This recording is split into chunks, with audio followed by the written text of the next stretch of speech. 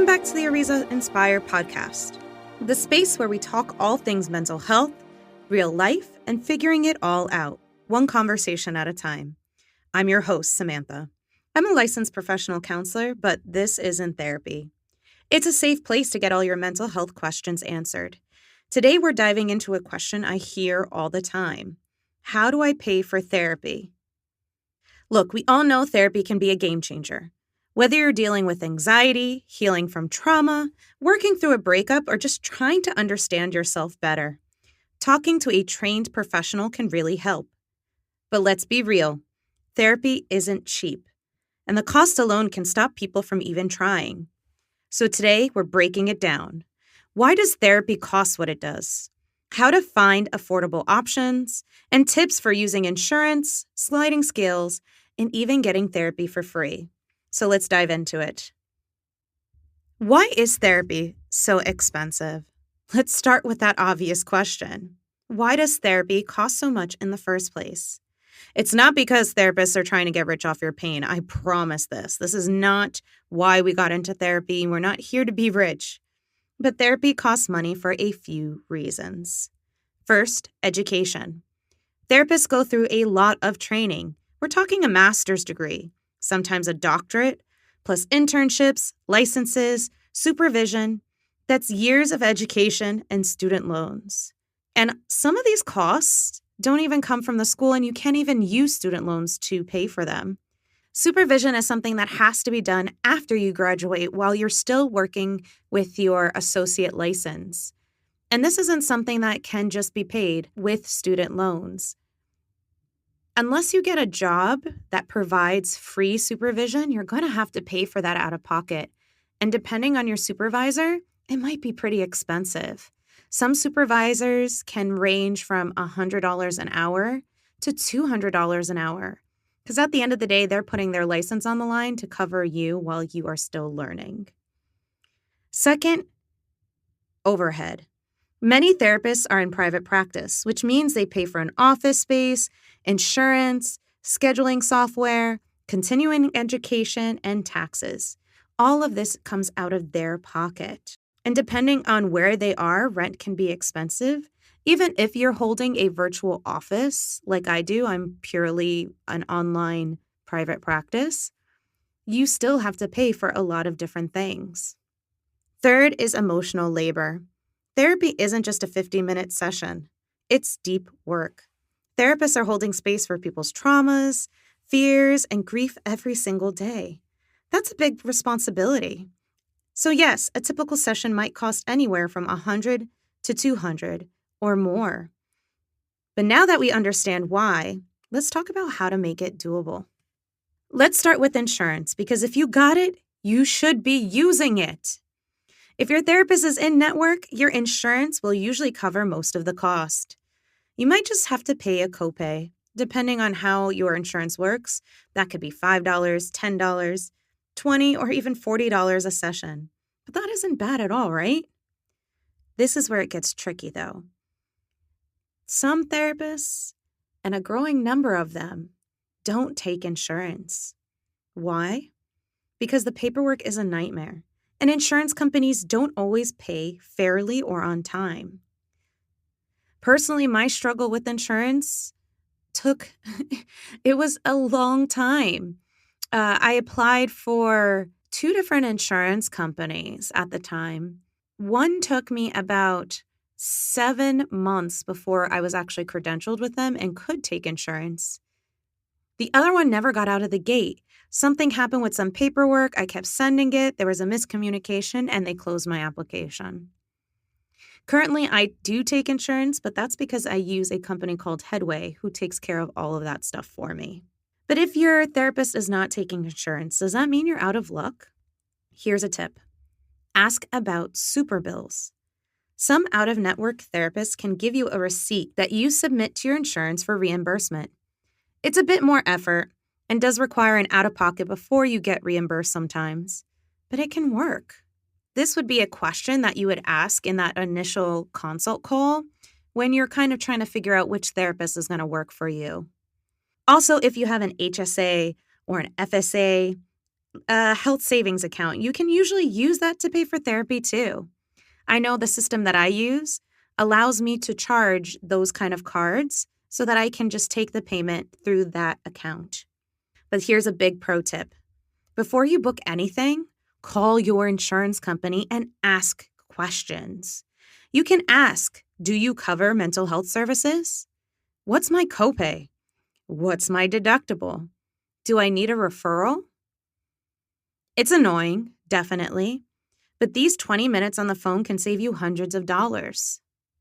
But if you don't have insurance, that's still not a big issue. A lot of therapists offer something called a sliding scale. That means they adjust their rates based on your income. So if you can't afford $150 a session, you might pay $60 or even less.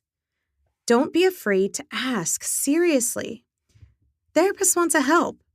Just say, hey, do you offer a sliding scale or have a reduced fee option?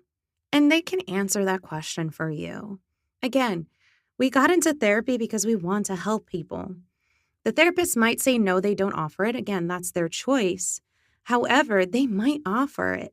So take the chance to ask. Another option, therapy interns or trainees. These are graduate students who are still in training, but already seeing clients under supervision. Under supervision just means that they have a fully licensed counselor above them who checks in on them, listens about their cases, and helps with diagnosis as well as approaches and plans. And you know what? A lot of them are amazing. They're learning the latest techniques and they're passionate about helping. You can find them through local universities or community counseling centers. Sessions might be as low as $10 to $40. It just really depends. Even some private practices might have some interns that they do book for a lower rate than the fully licensed counselors. So that's even another question asked. Are there interns? Do they have a different rate? You can also check out nonprofits, clinics, and community health centers. These places often receive funding to offer free or low-cost therapy to people in the community. Search terms like low-cost therapy near me or enter your city name mental health clinic, and this can lead you to some great options. So let's talk about online therapy because that is also another option.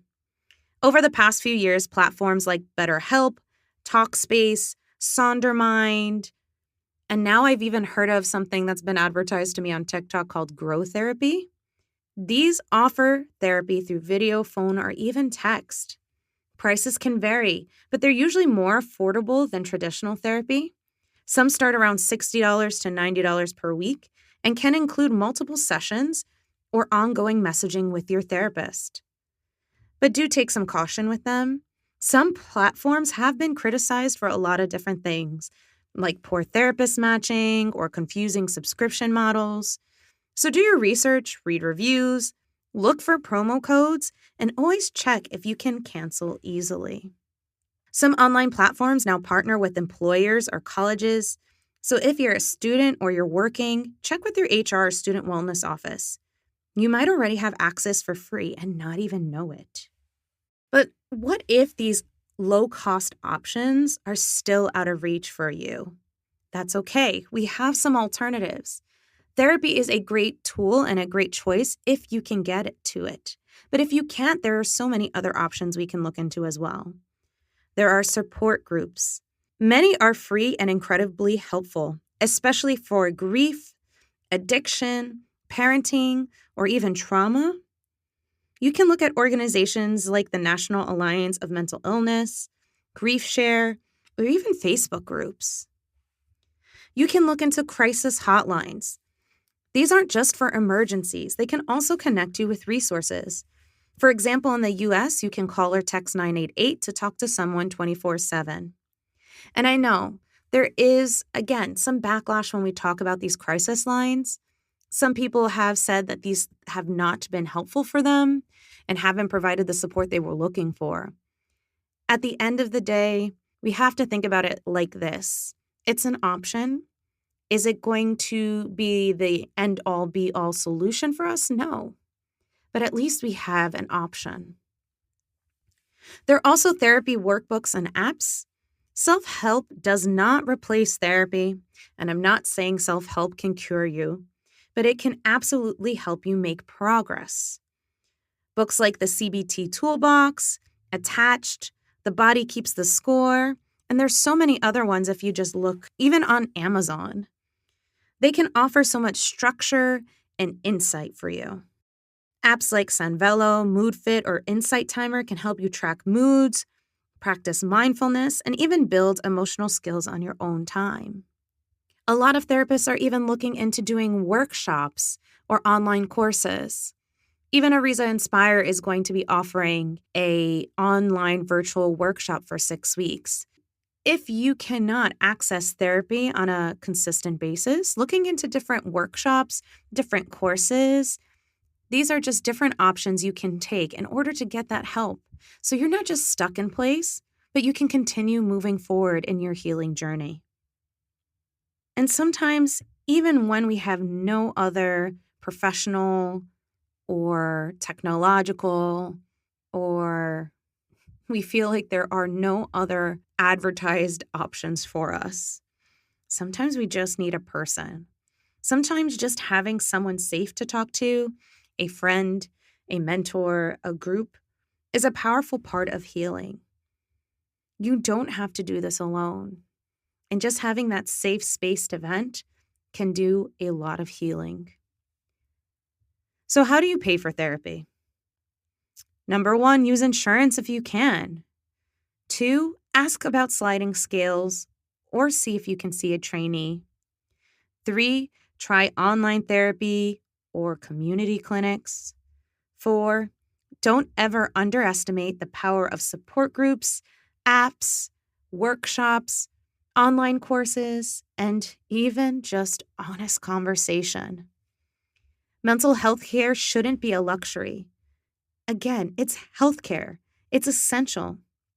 And the good news is there's almost always a way in. So if you've been thinking about starting therapy but feeling stuck because of the cost, consider this your sign. Ask the question, send the email, make the call. You deserve support. Thanks for spending time with me. If you found this helpful, share it with a friend. Leave a review or reach out to tell your story. I'd love to hear it. Until next time, take care of yourself, my friend. You're worth it.